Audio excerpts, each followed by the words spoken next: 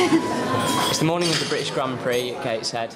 I'm here at the Marriott Hotel with one of Britain's top 1500 metre runners, Lisa Dobriskey. Lisa, how are you feeling ahead of the race tonight?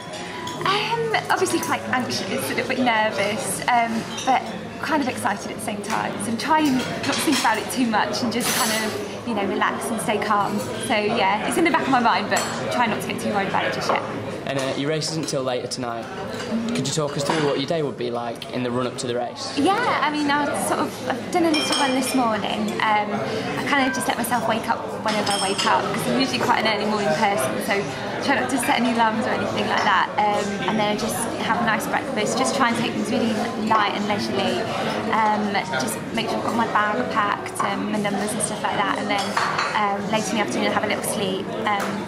And then a shower, just freshen up and get ready to go. And I leave about 3:30 on the bus when I'm racing at 6 o'clock. So.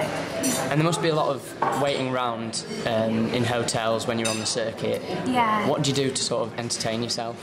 Yeah, it's I read quite a lot. And well, George, my coach, George Gandy, can kind of talk for England, so if he's with me, he tells me quite a few stories, which can be quite interesting sometimes, but sometimes send you to sleep. So yeah, we just kind of chat amongst ourselves and like read or kind of watch TV if we're in England or that kind of thing. So it's just kind of filling time really.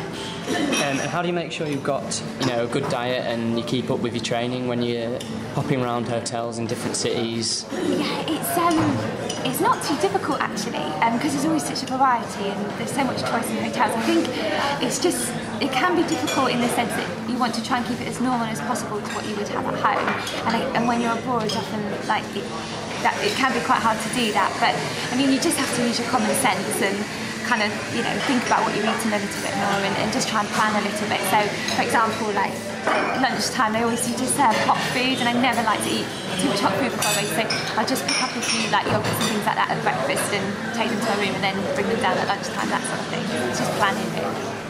And so what have you had for breakfast this morning then to prepare you for the race? Yeah, I just had a bowl of porridge with some like red fruits on and some orange juice and a cup of coffee. Very healthy. Yeah. And so you've travelled all around the world and around some of the biggest cities in Europe.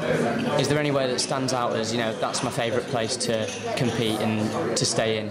Yeah, I mean, recently in Europe, I've just got back from Lausanne, and we stayed just sort of overlooking Lake Geneva, and it was so pretty, and it was just a lovely place to be. There's a lot of places in Italy, like Vincerietti, and because you get to see that, like the small little villages and the small towns, it's an experience that you perhaps wouldn't go there yourself on holiday, or you wouldn't think to go and look in these places. So I like little sort of quaint villages and that sort of thing that you wouldn't normally experience. And so this is one of your last races before the Europeans. Yeah. How does being, on the circuit, staying in a hotel and everything, compare with at a major championship, staying in an athlete's village or whatever?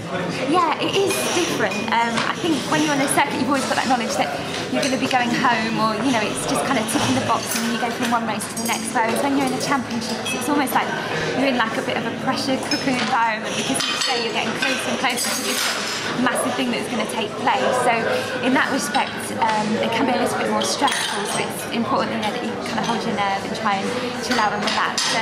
But I find the holding camps and the like pre-race sort of villages quite relaxing and quite enjoyable, because it's just a chance to just focus solely on one event and one thing. You're not thinking of 2 or 3 races down the line and that kind of thing. It's just one big thing and that's it. So it's kind of like the pinnacle of everything you've been working for. Okay, well, good luck tonight. Thank you. Catch up with you after the race. Thank you very much.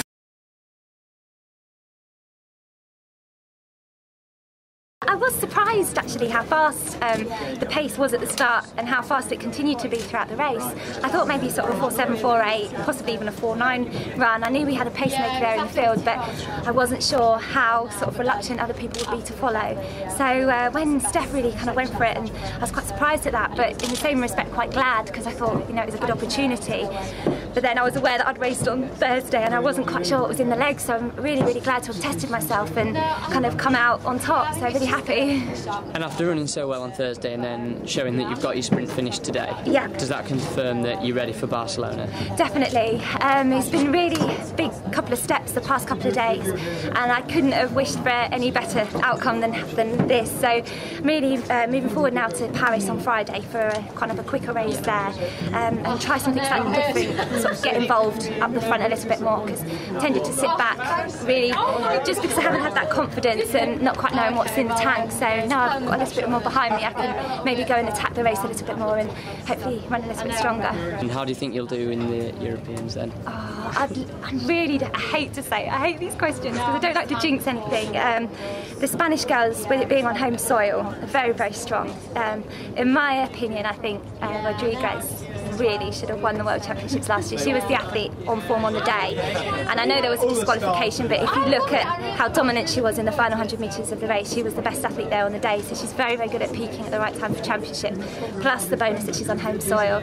Then you've got Fernandez, the other Spaniard, who's only run 4.4 this year, but she's quite a mature athlete and she knows how to race. And then throw in a few Russians. I'm under no illusion that it's going to be sort of easy or a stroll in the park at all, because people always creep out the woodwork in championships. It always happens, so you never know what to expect.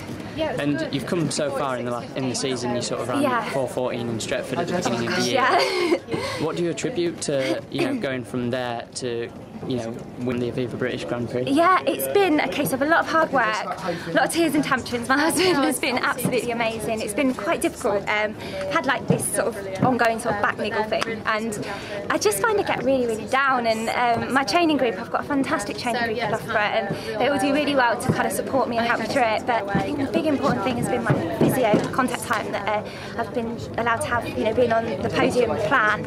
I've been able to see my physio Renee sort of pretty much 2 hours every day, and she's worked so tirelessly trying to get me in one piece. And then the input of Dr. Rob Chakrabarty, I've had a few injections in my back, so it's just been a case of the whole team at Loughborough, obviously my coach as well, kind of all pulling together, and kind of I'm the finished product. So yeah, I owe everything really to the people around me that have helped me.